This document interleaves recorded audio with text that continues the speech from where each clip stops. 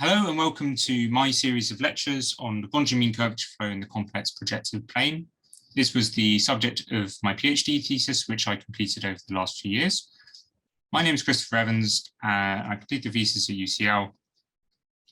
And if you want to know more about any of the things that I'm talking about, I'd actually recommend that you check out the paper that I published on the archive, which is essentially an abridged version of the thesis made easier to read. So what's my thesis all about?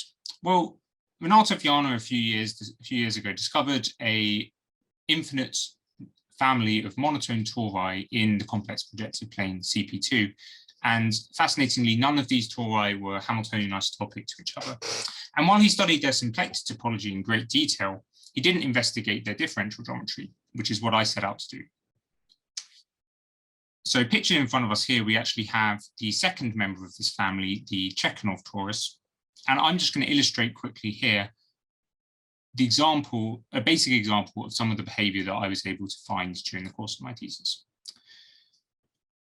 For instance, starting with this Chekhov torus, we actually find that it flows towards singularity, approaching the origin and attaining what's called a Lorentz singularity.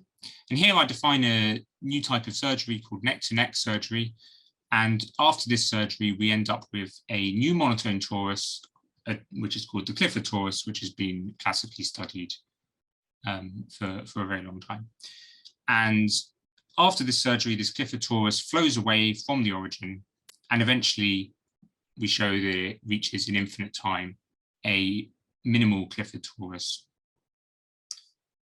And this is actually the most basic example of what I show, and the behavior is actually much more complicated. And along the way, we prove many interesting facts, which I hope will be useful in the future study of Lagrangian mean curvature flow in non-Ricci flat Kähler-Einstein manifolds, such as CP2.